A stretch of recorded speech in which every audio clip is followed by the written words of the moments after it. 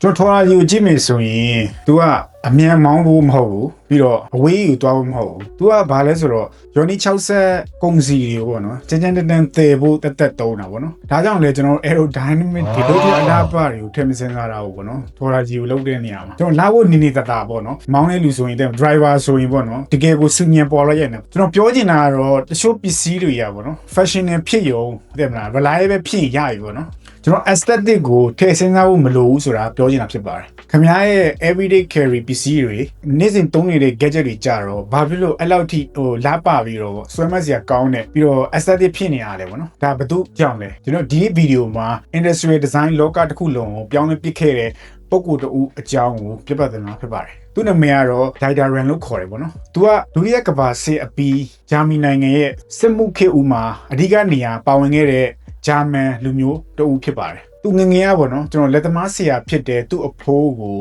inspire ခဲ့တယ်လို့ Objectifying documentary မှာပြောတာရှိပါတယ်သူကကြတော့ architecture နဲ့ကျောင်းပြီးတော့ architecture fan တခုမှာအလုပ်ဝင်ခဲ့တယ်ပေါ့နော်ကျောင်းပြီးရတယ်ပြီးတော့နောက်တော့ကျွန်တော် Brown ဆိုတဲ့ music player တွေကျွန်တော်မုတ်စိတ်ရိတ်တဲ့ electric razor တွေပေါ့နော်ထုတ်တဲ့ company မှာ chief design officer ဖြစ်လာခဲ့တယ်ပေါ့နော် Apple ရဲ့တမိုင်းဝင် designer ကြီး Johnny Ive သူ့ရဲ့ Apple ထုတ်ကုန်တွေကို design ဆွဲတဲ့အခါပေါ့နော် Dieter Rams ရဲ့ Braun T3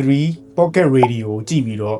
iPod ရဲ့ design ကိုစိတ်ကူးရခဲ့တာပေါ့နော်ကျွန်တော် TH Engineering ရဲ့ထုတ်ကုန်တွေကိုကြည့်မယ်ဆိုရင်လည်းကျွန်တော် Dieter Rams ရဲ့ design DNA ကိုတွေ့ရတာသိတာတယ်ပေါ့နော်ဒီတစ်ခုကိုရှင်းကြည့်လိုက်ပေါ့နော်သူ့ရဲ့ DNA ပါတယ်လို့ပြောချင်တာပေါ့နော် Dieter Rams ကကဘာကျော်သွားတဲ့ design rule 10ခုကိုချမှတ်ခဲ့တယ်ပေါ့နော်ဒါပေမဲ့ဒီနေ့မှာတော့ engineer တယောက်အနေနဲ့ DFN showdown ကနေအကိုက်ညီဆုံး rule ၄ခုကိုကောက်နှုတ်ပြီးပြပြသွားမှာဖြစ်ပါတယ်rule number 1 the good design honest ပေါ့နော်ကျွန်တော်လုပ်တဲ့ဘာသာပြန်လိုက်လို့ရှိရင်တမျိုးကြီးဖြစ်ပေါ့နော်ဘာလဲရိုးသားမှုဆိုတာသူပြောချင်တာကတော့ plastic material တုံးနေဆိုပါတော့အဲ့ဒါကိုကျွန်တော် metal ကုန်တင်တုံးလိုက်ပြီးတော့ကျွန်တော် metal လို့ပုံစံပြောင်းထားတာအဲ့ဒါကိုပြောချင်တာပေါ့နော်ကျွန်တော် product တွေကြီးနေတဲ့ဟာကိုtexture တွေတုံးပြီးတော့ပေါ့နော်သေးသလိုပုံစံဖြစ်အောင်ဟန်ဆောင်ထားတာကိုပြောချင်တာပေါ့နော်ကျွန်တော် good design honest ဆိုတာ design good design ကရိုးသားရမယ်ဆိုပြီးတော့ပြောချင်တာသူပြောချင်တာ plastic ဆိုပြီး plastic ပေါ့နော်တစ်သားဆိုရင်တစ်သားပေါ့ထားရမယ်ဟန်မဆောင်နဲ့လို့ပြောချင်တာပါ rule number 2 good design throughout down to the last detail ကျွန်တော်အဲ့ဒါကြတော့ကောင်းတဲ့ design တွေဟာ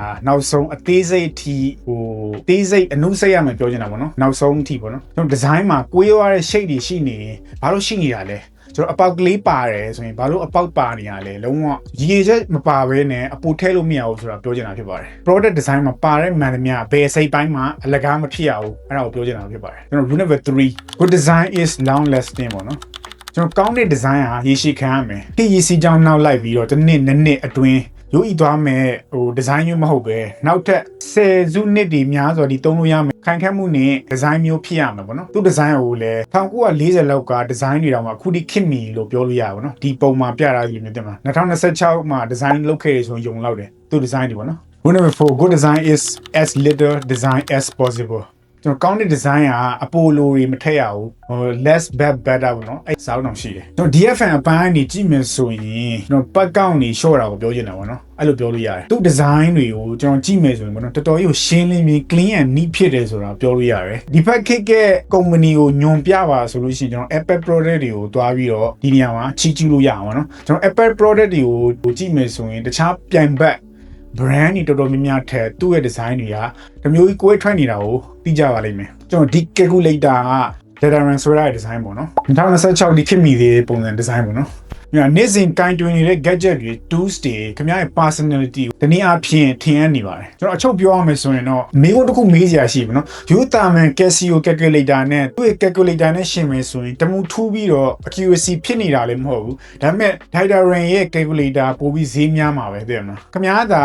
ဝယ်ဖို့ calculator တခုလိုနေရဆိုရင်ဘယ်ဟာဝယ်မလဲကျွန်တော် aesthetic ဖြစ်တာကိုရွေးမလား function ဖြစ်လို့ရှိရင်ရပြီဆိုပြီးတော့ Casio တို့မဟုတ် typical brand ဝယ်ရွေးမလား comment ထဲမှာမှတ်ငယ်ပေးပါဦးဒီနေ့တော့ဒီလောက်နဲ့ပဲပြကြတာပေါ့